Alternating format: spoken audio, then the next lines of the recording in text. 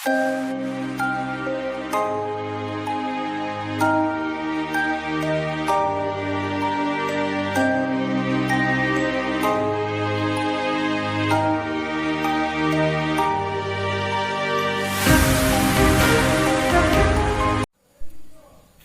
बच्चों, आज की क्लास में हम कक्षा 12 के भौतिक विज्ञान विषय के प्रथम यूनिट के पहले पाठ का अध्ययन करेंगे। आइए शुरू करते हैं।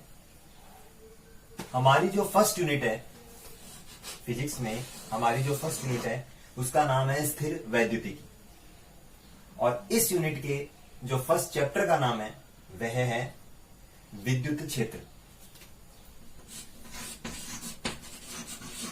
विद्युत क्षेत्र। तो जैसा कि हम पहले भी अध्ययन कर चुके हैं, स्थिर वैद्युतिकी का मतलब क्या है, इसको अपन दो पार्ट्स में तोड़ते हैं। स्थिर का मतलब होता है किसी भी वस्तु का वेग शून्य होना, अर्थात वह विराम अवस्था में। यहां पर वैद्युतिकी का मतलब क्या है, वैद्युतिकी में जो वैद्युत है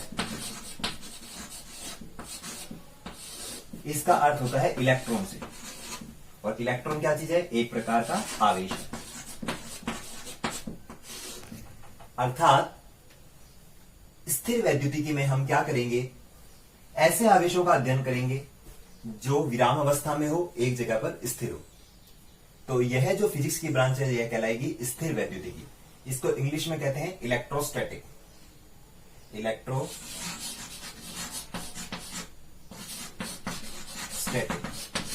स्टैटिक का मतलब विराम अवस्था में, स्थिर अवस्था में, और इलेक्ट्रो का मतलब है आवेश, दैट इज इलेक्ट्रोस्टैटिक।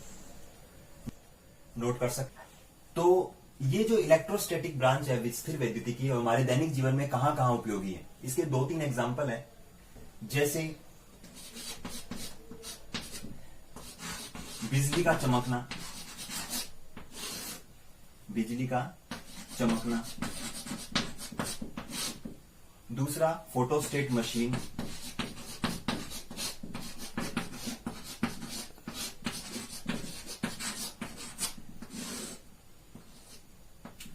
भूकंप लेखी,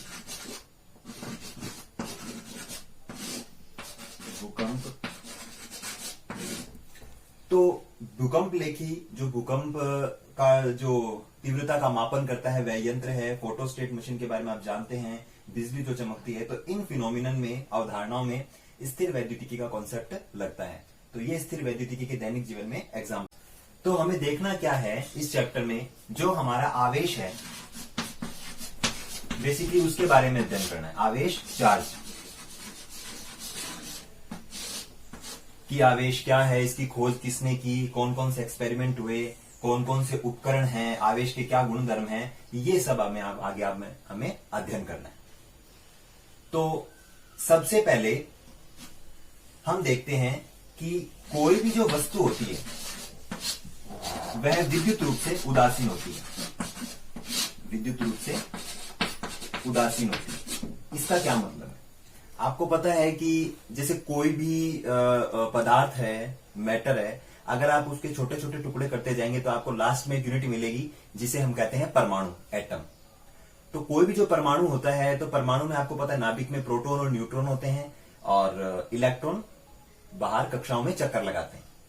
तो आपको यह भी पता होगा कि कोई भी जो परमाणु होता है उसमें जितने प्रोटॉन होते हैं उतने के उतने क्या होते हैं, इलेक्ट्रॉन होते हैं। Number of proton is equal to number of electron. इसका मतलब जितना प्लस चार्ज है उतना का उतना क्या है, माइनस चार्ज है। इसका मतलब परमाणु विद्युत रूप से उदासीन हुआ। अर्थात हम ये कह सकते हैं कि प्रारंभ में कोई भी वस्तु या मैटर होगा वो विद्युत रूप से उदासीन होगा, क्योंकि परमाणु के अंदर जितने के जितने प्रोटॉन हैं उतने के उतने क्या है, इलेक्ट्रॉन। इसका मतलब टोटल चार्ज कितना हो जाएगा, शून्य। तो आप ये कह सकते हैं कोई भी वस्तु विद्युत रूप से उदासीन होती है। तो इसमें क्या है, अगर कोई वस्तु विद्युत रूप से उदासीन होगी तो वह आवेशित नहीं होगी, और यदि वो आवेशित नहीं होगी तो फिर हम स्थिर वैद्युतिकी का अध्ययन क्या करेंगे। तो हमें क्या करना पड़ेगा, किसी भी वस्तु को क्या करना पड़ेगा, आवेशित करना पड़ेगा। आप इसको नोट कर सकते। तो यहां हमारा उद्देश्य क्या है? हमारा उद्देश्य यह है कि किसी भी वस्तु को क्या करना, आवर्षित करना, चार्ज करना। हमने क्या देखा, स्टार्टिंग में कोई भी वस्तु विद्युत रूप से उदासीन है। उदासीन है इसका मतलब उसमें प्रोटॉन और इलेक्ट्रॉनों की संख्या बराबर है परमाणु में। अगर वो उदासीन है तो वो आवेशित नहीं होगा, और आवेशित नहीं होगा तो हम स्थिर वैद्युतिकी का अध्ययन कैसे करेंगे? तो हमारा उद्देश्य क्या है, किसी वस्तु को क्या करना, आवेशित करना। अब आवेशित कैसे करेंगे? तो सबसे पहले जो थैलस नाम के साइंटिस्ट थे, उन्होंने क्या किया, एक एक्सपेरिमेंट किया। उन्होंने क्या किया, दो पदार्थ लिए। इसे मान लेते हैं दो पदार्थ है, एक है रेजिन जैसा पदार्थ एम्बर, और एक पदार्थ है ऊन। तो उन्होंने क्या किया, ऊन को जब एम्बर नाम के पदार्थ से रब किया तो इसमें एक नया गुण विद्यमान हो गया, आकर्षण का। वो हल्की वस्तुओं को अपनी ओर आकर्षित करने लगा। तो थैलस ने क्या किया, जब एम्बर नाम के पदार्थ को किससे रब किया, ऊन से रब किया, तो उसमें आकर्षण का गुण आ गया। हल्की वस्तुओं को आकर्षण का गुण, कौन सी वस्तुओं का, हल्की वस्तुओं को आकर्षण का गुण आ गया। तो उन्होंने क्या देखा, ये जो आकर्षण का गुण है इसी को नाम दिया गया, थैलस ने नाम दिया विद्युत।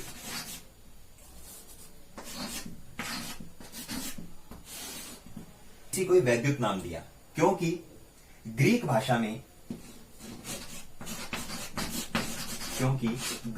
में जो एम्बर है उसका मीनिंग होता है इलेक्ट्रॉन। तो आप समझ ही गए होंगे, ग्रीक भाषा में जो एम्बर जो वर्ड है उसका मतलब होता है इलेक्ट्रॉन, और जो इलेक्ट्रॉन है वो आवेश है और वह है विद्युत। तो यहां पर हम लिख देते हैं इलेक्ट्रॉन। तो सबसे पहले थैलस नाम के साइंटिस्ट ने वैद्युत शब्द उपयोग किया था इस एक्सपेरिमेंट से। होता क्या है कि जैसे आप दो वस्तु लेते हैं, जैसे मान लेते हैं एक वस्तु ए है और एक वस्तु बी है। जब वस्तु ए को बी से रगड़ते हैं, जब आप दो वस्तुएं लेते हैं एक ए और बी, जब दो वस्तुओं को आपस में रगड़ते हैं तो क्या होता है कि एक वस्तु से दूसरी वस्तु पर इलेक्ट्रॉन का स्थानांतरण होता है। जैसे मान लेते हैं ये ए वस्तु है, इसमें से इलेक्ट्रॉन यहां गए, मान लेते हैं एक इलेक्ट्रॉन गया इधर, तो इस वस्तु पर इलेक्ट्रॉन की अधिकता और इस वस्तु पर इलेक्ट्रॉन की कमी। तो जिस वस्तु पर इलेक्ट्रॉन की कमी होगी उस पर हम लिखेंगे प्लस चार्ज, और जहां पर इलेक्ट्रॉनों की अधिकता है वहां लिखेंगे हम माइनस चार्ज। तो थैलस ने क्या बताया कि जब भी दो वस्तुओं को आपस में रब किया जाएगा, रगड़ा जाएगा, तो उससे क्या होगा, घर्षण के कारण, थर्मल एनर्जी के कारण, घर्षण के कारण क्या होगा, इलेक्ट्रॉनों का आदान प्रदान होगा, स्थानांतरण होगा। जिस वस्तु में इलेक्ट्रॉनों की कमी होगी उस पर धनावेश आएगा, और जिस वस्तु पर इलेक्ट्रॉन की अधिकता होगी वहां पर ऋणावेश आएगा। इस प्रकार से थैलस ने आवेश को, एक तो एक्सपेरिमेंट और हैं आवेश की जानकारी के लिए, उसको हम देखते हैं। सामान्यतः हम दैनिक जीवन में देखते हैं, आप एक स्केल लेते हैं, उस स्केल को अपन बालों पे रगड़ते हैं, रब करते हैं, तो आप क्या देखते हैं कि जो स्केल है जब बालों से, सूखे बालों से जब रगड़ा जाता है और उसके स्केल के पास में छोटे छोटे कागज के टुकड़े लाए जाते हैं, तो वो क्या कर लेता है, उन कागज के टुकड़ों को अपनी ओर आकर्षित कर लेता है। तो इससे आप समझ सकते हैं कि वस्तु आवेशित कैसे होती है। इसे कहते हैं घर्षण वैद्युतिकी। सबसे पहले एक एग्जांपल और अपन देखते हैं। अपने पास जैसे मान लेते हैं दो छड़े हैं, ये दोनों छड़े कांच की है, ग्लास की, ये भी कांच की छड़ है और ये भी कांच की छड़ है। जब कांच की छड़ को, दोनों कांच की छड़ को अपने को किससे रगड़ना है, रेशम के कपड़े से रगड़ना है, रेशम के कपड़े से रब करना है। और इधर मैं दो छड़े और लेता हूं, इन दोनों छड़ों को मेरे को क्या करना है, ये है एबोनाइट की छड़, एबोनाइट एबी, और ये भी है एबोनाइट की छड़ एबी। इन दोनों एबोनाइट की छड़ को मेरे को रगड़ना है बिल्ली की खाल से, फर ऐसे रख देते हैं, फर लिख देते हैं, बिल्ली की खाल लिख देते हैं, खाल। तो क्या होता है, जब आप दोनों कांच की छड़ों को रेशम के कपड़े से रगड़ते हैं तो इस पर भी आवेश उत्पन्न हो जाएगा इस पर भी आवेश उत्पन्न हो जाएगा। जब एबोनाइट की छड़ को खाल पे से रगड़ते हैं तो इस पर भी आवेश उत्पन्न हो जाएगा, तो इस पर भी आवेश उत्पन्न हो जाएगा। तो आप सामान्य दिमाग ले ये लगा सकते हैं कि एक ही पदार्थ से रगड़ा गया है, तो इस पर जो आवेश उत्पन्न होगा वह समान प्रकृति का होगा, और इन दोनों पर जो आवेश उत्पन्न होगा वह समान प्रकृति का होगा। हम यहां यह नहीं देख रहे कि धनावेश है ऋणावेश, हम यह कह रहे हैं कि वस्तु आवेशित हो चुकी है क्योंकि हमने उसको रगड़ा है, आवेशित हो गई है। तो आप जब ये प्रयोग करके देखा गया तो ये पाया गया कि जब समान आवेशित छड़ों को पास में लाया जाता है तो इनके बीच में प्रतिकर्षण होगा, प्रतिकर्षण, रिपल्शन।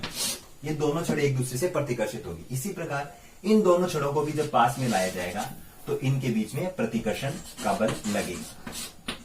जबकि एक छड़ ये लेके आइए और एक छड़ ये लेके आइए, इन दोनों छड़ों को यदि पास में लाया जाएगा तो इनमें आकर्षण बल का अनुभव किया जाएगा। तो इस एक्सपेरिमेंट से यह पता चला कि समान आवेश प्रतिकर्षित करते हैं जबकि विपरीत आवेश क्या करेंगे, आकर्षित करेंगे। आप इस चार्ट को नोट कर सकते हैं। मैंने यहां पर कुछ एग्जाम्पल लिए हैं। जैसे जब आप कांच की छड़ को रेशम के कपड़े से रगड़ते हैं तो कांच की छड़ पर धनावेश और रेशम की छड़ पर ऋणावेश, अर्थात इसमें इलेक्ट्रॉनों की कमी और इस पर इलेक्ट्रॉनों की अधिकता होगी। जब आप बिल्ली की खाल को एबोनाइट की छड़ पे से रगड़ते हैं तो बिल्ली की खाल पर धनावेश और एबोनाइट की छड़ पर ऋणावेश आएगा। इसी प्रकार जब सूखे बालों को प्लास्टिक से रगड़ेंगे तो सूखे बालों पर धनावेश और प्लास्टिक पर ऋणावेश आ जाएगा। तो आपने ये पता लगाया कि जब दो वस्तुओं को आपस में रगड़ा जाएगा तो घर्षण वैद्युतिकी के अंतर्गत इलेक्ट्रॉनों के स्थानांतरण के कारण वस्तु आवेशित हो जाएगी और वह हल्की वस्तुओं को अपनी ओर आकर्षित करने लगेगी। इस गुण को ही क्या बोलते हैं, आवेशित होना या विद्युत, जिसका संबंध है इलेक्ट्रॉन से। आप इस चार्ट को नोट कर लें।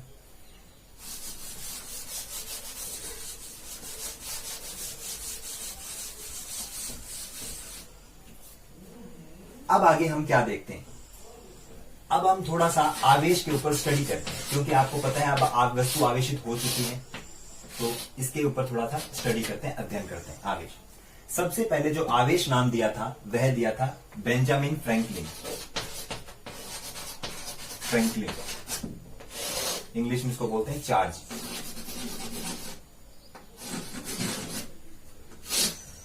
तो कोई भी वस्तु जब आवेशित हो जाएगी तो हम कहेंगे वस्तु चार्ज है, आवेशित है। तो आवेश जो नाम दिया था, चार्ज सबसे पहले नाम दिया था बेंजामिन फ्रैंकलिन ने। यह भी कभी कभी क्वेश्चन पूछा जाता है।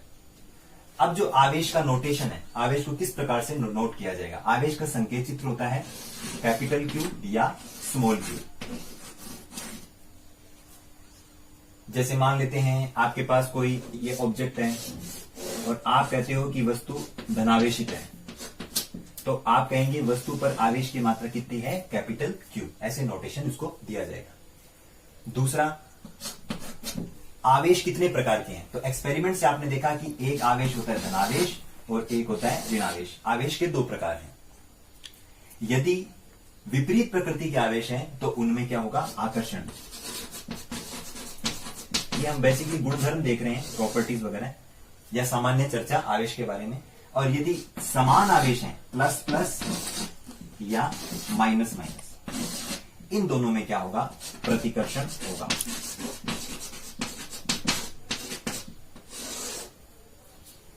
तो समान प्रकृति के आवेशों में प्रतिकर्षण बल का अनुभव होगा, ये एक दूसरे से दूर जाएंगे, जबकि विपरीत प्रकृति के आवेश हमेशा क्या करेंगे, आकर्षित करेंगे, उनमें आकर्षण बल का अनुभव होगा।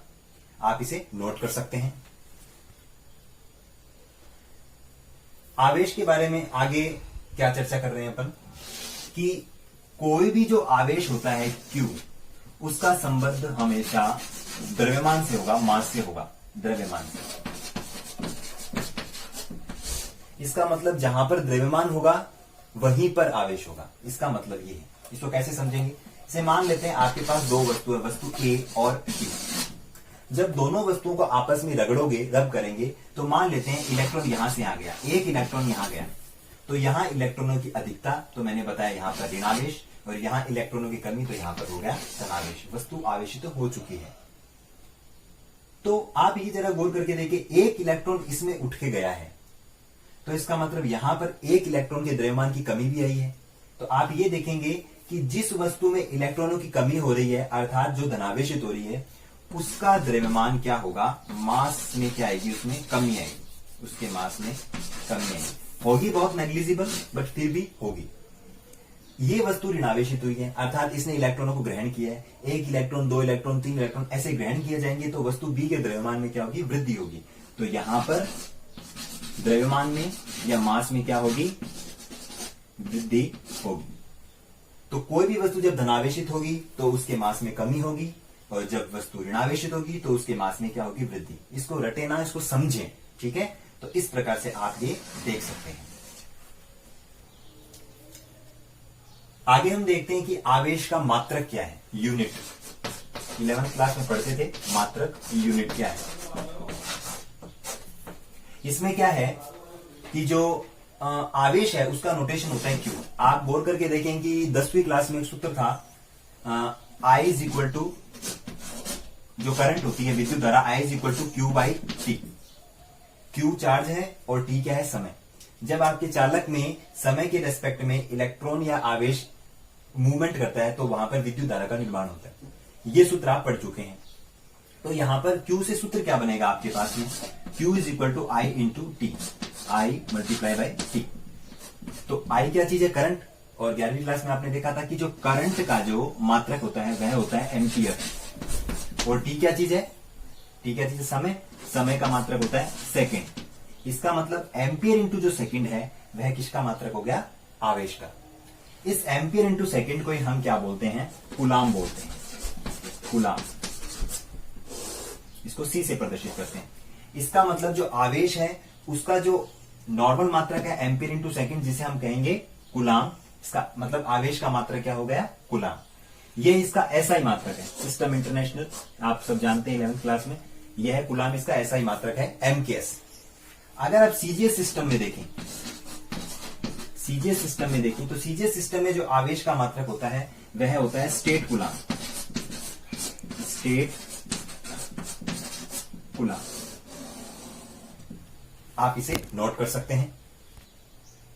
अब हम देखते हैं आवेश की विमा क्या है, डायमेंशन। 11वीं क्लास में निकालते थे भौतिक राशियों की विमा। आवेश की विमा क्या है, अभी आपने सूत्र देखा, Q इज इक्वल टू क्या था, I इंटू टी, समय। तो आपको पता है करंट एक मूलभूत भौतिक राशि है और इसके लिए हम लिखते हैं A, और T क्या चीज है, समय। इसके लिए लिखते हैं कैपिटल T और ब्रैकेट लगाते हैं। पावर कितनी है, 1, पावर कितनी है, 1। तो A1 T1 किसकी डायमेंशन हो गई, चार्ज की। तो चार्ज की जो डायमेंशन होगी, विमा होगी, आप हमेशा याद रखेंगे A1 T1। इसको आप नोट करें। इसके बाद में आवेश के अन्य मात्रक भी हैं, अन्य मात्रक। अन्य मात्रक कौन कौन से हैं ये भी आप थोड़े बहुत जानते हैं। एक आवेश का बड़ा मात्रक है, वो है फैराडे।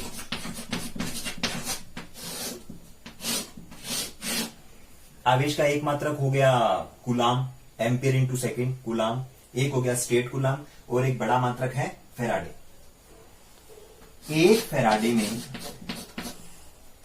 96500 कूलाम होते हैं। इसका मतलब ये बड़ा मात्रक हो गया। जैसे 1 किलोग्राम में कितने ग्राम होते हैं, 1 मीटर में कितना सेंटीमीटर होता है, उसी प्रकार से है कि एक फैराडे में 96,500 कूलाम उपस्थित होते हैं। यह आवेश का अन्य मात्रक है। और भी बहुत मात्रक है, 2-4 उनको भी देख लेते हैं। जैसे मैं यहां पर लिखता हूं 10 की पावर -2, 10 की पावर -3, 10 की पावर -6, 10 की पावर -9 और 10 की पावर -12। 10 की पावर -2 का मतलब होता है सेंटी। 10 की पावर -3 का मतलब होता है मिली। 10 की पावर -6 का मतलब होता है माइक्रो। 10 की पावर -9 का मतलब होता है नैनो। 10 की पावर -12 का मतलब होता है पिको। इसका मतलब अगर यहां लिखा हो 10 की पावर -2 कूलाम आवेश, तो आप इसे बोलोगे centi coulomb. Milli coulomb, micro coulomb, nano coulomb and pico coulomb. ये मैथमेटिक्स से संबंधित 2-3 चीजें हैं। ये माइनस की घात में है, ऐसे ही 2-3 प्लस की घात में भी है। जैसे 10 की पावर 3 को हम कहते हैं किलो और 10 की पावर 6 को हम कहते हैं मेगा। अगर मैं इसे बोलूं कि 10 की पावर 3 कुलाम आवेश है तो आप इसे बोलोगे किलो कुलाम। अगर यार ऐसे लिखा हुआ 10 की पावर 6 कुलाम तो आप ऐसे आवेश बोलोगे मेगा कुलाम। तो ये आवेश के अन्य मात्रक हैं जो न्यूमेरिकल से संबंधित हैं और फैराडे आवेश का बड़ा मात्रक है। हम एक एग्जांपल लेते हैं। जैसे मान लेते हैं यहां पर एक कोई धातु है, मेटल है।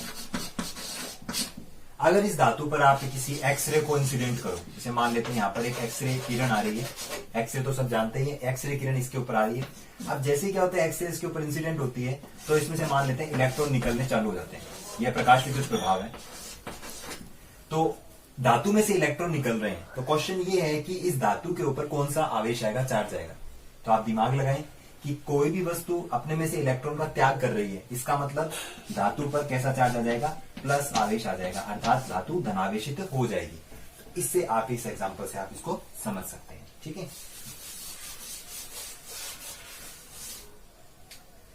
आगे देखते हैं आवेश के गुण धर्म। पहले हमने आवेश के बारे में सामान्य चर्चा की थी, इंट्रोडक्शन ऑफ चार्ज। अब हम आवेश के गुणधर्म देखते हैं, प्रॉपर्टीज। बेसिकली 4 प्रॉपर्टीज है। सबसे पहली प्रॉपर्टी क्या है, आवेश संरक्षण का नियम। यह आपने पढ़ भी रखा है, आवेश संरक्षण का नियम। आवेश संरक्षण का नियम। तो आवेश संरक्षण का नियम क्या है, आप पहले इसको भाषा में देखें कि किसी भी चार्ज को ना तो अपन उत्पन्न कर सकते हैं ना ही नष्ट कर सकते हैं। इसे आप एक वस्तु से दूसरे वस्तु में स्थानांतरित कर सकते हैं, यह भी आपने देखा था। तो आवेश संरक्षण का नियम क्या हुआ, आवेश को ना तो उत्पन्न किया जा सकता है और न ही नष्ट किया जा सकता है। आप एक वस्तु से दूसरे वस्तु में इसको आप ट्रांसफर कर सकते हैं। इसका एग्जाम्पल आपने देखा भी था। जैसे वस्तु ए को आपने बी से रगड़ा, अगर इलेक्ट्रॉन यहां गया तो यहां पर तो इलेक्ट्रॉनों की अधिकता, तो इस पर कहेंगे 1 इलेक्ट्रॉन आया, 1 इलेक्ट्रॉन के बराबर का ऋणावेश है। और इसमें इलेक्ट्रॉन की कमी है तो आप यहां कर देंगे कि 1 इलेक्ट्रॉन के बराबर का क्या आ गया, धनावेश आ गया। तो यहां पर इलेक्ट्रॉनों की कमी और यहां पर इलेक्ट्रॉनों की अधिकता। तो आप यदि इन दोनों को जोड़कर देखें, एक साथ में देखें, तो आप देखेंगे कि इलेक्ट्रॉन धनावेश तो कुछ है ही नहीं, केवल इलेक्ट्रॉन के जाने से यहां पर इलेक्ट्रॉन की कमी और यहां पर इलेक्ट्रॉन की अधिकता हुई है। तो आप ये कहेंगे कि दोनों को यदि मिला के देखेंगे, आवेश नया तो आवेश आया ही नहीं, दोनों को मिला के देखेंगे प्लस और माइनस कैंसिल, तो आवेश वापस कितना जाएगा, 0। अर्थात आवेश हमेशा क्या रहता है, संरक्षित। इसे ना तो उत्पन्न किया जा सकता है और ना ही नष्ट किया जा सकता है। यह आवेश संरक्षण का नियम है। एक एग्जाम्पल और देख सकते हैं नाभिकीय अभिक्रियाओं में। जैसे मान लेते हैं आपके पास में कोई नाभिक है ZXA। यह आपको थोड़ा समझ में नहीं आ सकता लेकिन फिर भी मैं कोशिश करूंगा। से मान लेते हैं आपके पास कोई नाभिक है, न्यूक्लियस है ZXA। X कोई भी नाभिक है, Z उसका परमाणु क्रमांक है और A उसकी द्रव्यमान संख्या है। यदि आप कहते हैं कि इस नाभिक में से 2 हीलियम 4 का निष्कासन होता है, यह एक न्यूक्लियर रिएक्शन है ना कि केमिकल रिएक्शन है। कोई आपके पास न्यूक्लियस है, कोई भी नाभिक X, उसमें से यदि आप देखेंगे कि Z उसका परमाणु क्रमांक है, अर्थात उसमें कितने प्रोटॉन हैं, A उसकी द्रव्यमान संख्या है, मास नंबर, तो उसमें आप कह रहे हो कि इसका क्षय हो रहा है, 2 हीलियम 4 उसमें से निकल रहा है। तो ये नाभिक किसी दूसरे नाभिक में कन्वर्ट हो जाएगा। कैसे? X नाभिक Y में कन्वर्ट हो जाएगा। अभिक्रिया को बैलेंस करनी है, संतुलित करनी है। तो आप देखेंगे कि Z में से कितना माइनस होगा, 2 माइनस होगा, Z -2। और A में से कितना माइनस होगा, 4। A में से कितना माइनस होगा, 4। तो अभिक्रिया से पहले यहां पर A आ रहा है तो अभिक्रिया के बाद में भी A आना चाहिए। तो आप देखें इन दोनों को कंबाइंड कीजिए, +4 -4 A मिला। अभिक्रिया के पहले क्या चीज है, यहां पर Z है, तो अभिक्रिया के बाद में भी यहां पर क्या आना चाहिए, Z। ऐड करिए, Z -2 + 2 तो कितना हो जाएगा, Z बचेगा। तो आप यहां पर क्या देख रहे हैं कि आवेश संरक्षण का नियम कैसे है। अभिक्रिया से पहले यहां पर जेड है। जेड क्या चीज है, यहां पर प्रोटोनों की संख्या या इलेक्ट्रॉनों की संख्या, अर्थात आप कह देंगे आवेश की संख्या अभिक्रिया से पहले। और अभिक्रिया के बाद में भी आवेश की संख्या कितनी है, जेड है। तो आप यह कह सकते हैं कि नाभिकीय अभिक्रिया के इस एग्जाम्पल में आवेश संरक्षित रहता है। आप इसे नोट कर सकते हैं। आवेश का जो अगला गुणधर्म है वह है आवेश की योज्यता। आवेश की योज्यता, इसको आप कैसे समझेंगे। जैसे मान लेते हैं आपके पास ये कोई सिस्टम है, वस्तु है, निकाय है। इसके ऊपर मैंने यहां पर 2 प्लस लगा दिए, 3 माइनस लगा दिए, और यहां पर लिख दिया 2, यहां पे 1, यहां पर 3, और यहां पर 1, और यहां पर लिख दिया 2। तो कहने का मतलब है कि अगर आपको पूछे कि इस वस्तु पर टोटल कितना निकाय पर कितना आवेश है, तो आप क्या करेंगे, इनका बीजगणितीय योग कर देंगे। तो आवेश का जो गुणधर्म होता है वह क्या होता है, किसी भी वस्तु या निकाय पर जो आवेश होता है वह सभी आवेशों का बीजगणितीय योग होता है। बीजगणितीय योग का मतलब क्या होगा, आप इन सभी को ऐड करेंगे तो यहां पर क्या बचेगा, देखो यहां माइनस यहां प्लस, तो ये तो इससे कैंसिल हो जाएगा, +2 -2, और 1 प्लस 1 माइनस ये भी कैंसिल हो जाएगा। तो टोटल आवेश कितना बचेगा, 3 इलेक्ट्रॉन के बराबर का आवेश बचेगा। और यहां पर आएगा ये ऋण आवेश, यहां पर माइनस नहीं लिख रखा है। तो ये वस्तु का क्या हो जाएगा, टोटल चार्ज हो जाएगा, Q = दिस। तो ये हुई आवेश की योज्यता। अगली प्रॉपर्टी देखते हैं।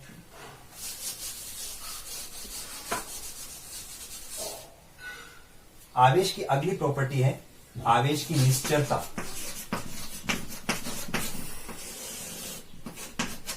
नाम से पता चला निश्चलता। निश्चलता मतलब निश्चित होना। इसमें क्या है कि कोई भी जो आवेश है अगर वो स्थिर अवस्था में, और वही आवेश यदि गतिशील अवस्था में, तो कोई भी आवेश जब स्थिर अवस्था में है या गतिशील अवस्था में है तो उसके आवेश का मान चेंज नहीं होगा। इसे बोलते हैं आवेश की निश्चलता। दोनों ही स्थितियों में आवेश का मान बराबर रहेगा। लेकिन यहां पर एक छोटी सी चीज, आपने ये भी देखा था कि आवेश का संबंध द्रव्यमान से है। आवेश का संबंध द्रव्यमान से है। तो यहां पर अपन थोड़ा सा एक सूत्र लिखते हैं, m = m0 रूट में 1 - v²/c²। ये क्वांटम फिजिक्स में आता है। जब कोई भी वस्तु प्रकाश के वेग से गमन करती है, 11वीं क्लास में आपने पढ़ा होगा, इसको बोलते हैं आपेक्षिकीय सिद्धांत। ये कॉन्सेप्ट हम यहां लगाते हैं। तो निश्चलता के गुण में आपने ये देखा कि स्थिर अवस्था में और गतिशील अवस्था में वस्तु पर जो आवेश का मान है वो चेंज नहीं होगा। यहां पर एक भौतिक राशि और होती है जिसे हम बोलते हैं विशिष्ट आवेश। आपने मिलिकन तेल बूंद प्रयोग में देखा होगा, एक होता है विशिष्ट आवेश। इसका सूत्र होता है Q/m। इसका मतलब नॉर्मल आवेश है वो तो केवल कैपिटल Q है, जबकि विशिष्ट आवेश है वो आवेश और द्रव्यमान का अनुपात है। जैसे इलेक्ट्रॉन है तो इलेक्ट्रॉन का आवेश बटा इलेक्ट्रॉन का द्रव्यमान। इसका मतलब जब आपका कोई भी आवेश प्रकाश के वेग से गमन करने लगेगा, जब आपका कोई भी आवेश प्रकाश के वेग से गमन करने लगेगा तो वहां पर क्या होगा, आपको पता है उसका द्रव्यमान चेंज होगा। मैंने आपको पिछली कक्षा में बताया था कि जब भी कोई वस्तु प्रकाश के वेग से या बहुत अधिक वेग से गमन करती है तो उसके द्रव्यमान में क्या होने लगती है, वृद्धि। तो अगर ये कॉन्सेप्ट यहां पर लगाएं तो आप ये देखेंगे कि जब आपका आवेश अधिक वेग से गमन करने लगेगा तो उसका द्रव्यमान तो क्या होगा, बढ़ेगा।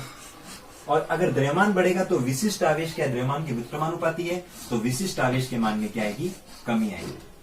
तो यहां पर एक बहुत अच्छा क्वेश्चन बनता है कि यदि एक आवेश स्थिर अवस्था में है या गतिशील अवस्था में है तो दोनों ही अवस्थाओं में आवेश का मान समान होगा, परंतु अगर आपका आवेश प्रकाश के वेग से गमन करने लग जाए तो उसका विशिष्ट आवेश क्या होगा, कम होगा। तो आप इसे नोट कर सकते हैं। आवेश का जो नेक्स्ट गुणधर्म है वह है आवेश का क्वांटीकरण। ये सबसे इंपॉर्टेंट में आता है। तो सबसे पहले आपको यह समझना पड़ेगा क्वांटीकरण या क्वांटाइज्ड का मतलब क्या है। क्वांटाइज्ड को कैसे समझेंगे, जैसे मैं कहता हूं आपके पास एक वस्तु ए है और एक वस्तु बी है। जब आप वस्तु ए को बी से रगड़ेंगे, रब करेंगे, तो मान लेते हैं यहां पर एक इलेक्ट्रॉन गया। तो यहां पर ऋणावेश आया और यहां पर क्या आएगा, धनावेश। ये सबको पता चल गया। तो यहां पर ध्यान देने योग्य बात यह है कि जब वस्तु को आवेशित किया जाएगा तो इलेक्ट्रॉन पूर्ण संख्या के रूप में जाएगा। ऐसे नहीं है कि आधा इलेक्ट्रॉन जाएगा, चौथाई इलेक्ट्रॉन जाएगा, कि पाव इलेक्ट्रॉन जाएगा, या तो 1 इलेक्ट्रॉन जाएगा, या 2 इलेक्ट्रॉन, या 3 या 4। इसका मतलब जब वस्तुओं को आवेशित किया जाएगा तो उस वस्तुओं पर जो आवेश उत्पन्न होगा वह इलेक्ट्रॉन की पूर्ण संख्या के रूप में होगा। कभी भी इलेक्ट्रॉन टुकड़ों में नहीं जाएगा, आधा, चौथाई। इसका अर्थ होता है क्वांटीकरण। तो क्वांटीकरण से हम क्या कर सकते हैं कि एक सूत्र बना सकते हैं कि किसी भी वस्तु पर जो आवेश है वह इलेक्ट्रॉन के आवेश का क्या होगा, पूर्ण गुणज होगा। तो यहां पर आपके पास एक फॉर्मूला बन जाता है Q is equal to ME, और यहां पर लगा देते हैं प्लस और माइनस। तो यदि प्लस चार्ज है तो वस्तु धनावेशित होगी, माइनस चार्ज है तो वस्तु ऋणावेशित होगी। और n क्या चीज है, n नंबर है, इंटीजर है, 1 2 3 डैश डैश डैश। और आप ये भी देख सकते हैं कि n का मान कभी भी ऐसे नहीं होगा, चौथाई, 2/5, 3/5, ये वैल्यूज कभी भी नहीं होगी। यह है आवेश का क्वांटीकरण, आप इसे नोट कर सकते हैं। तो आवेश के क्वांटीकरण से हम एक चीज और देख सकते हैं कि प्रकृति में सबसे छोटा इंडिपेंडेंट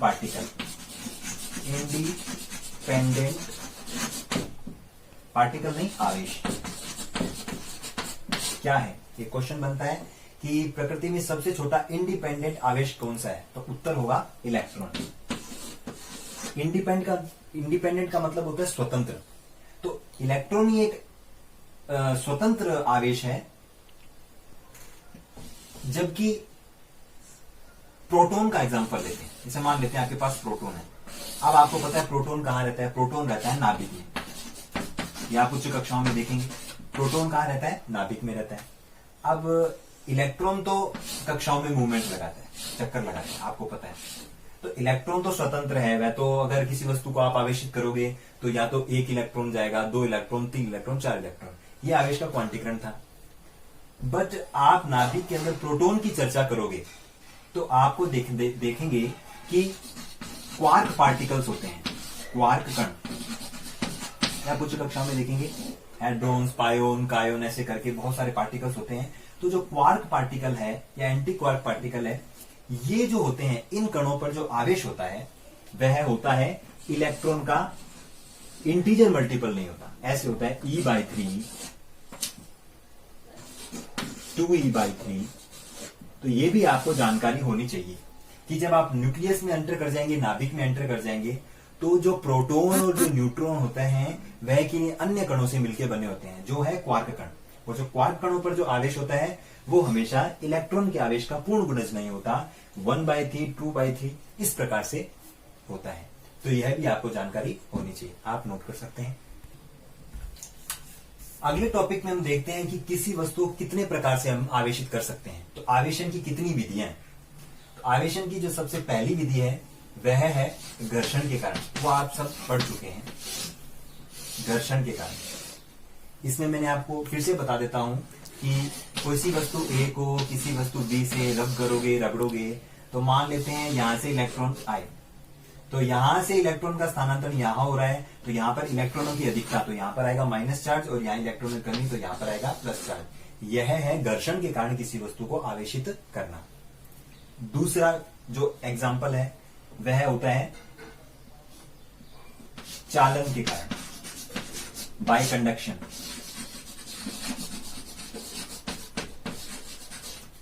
कंडक्शन में क्या होता है, जैसे मान लेते हैं आपके पास कोई एक वस्तु है, इस पर नेगेटिव चार्ज है।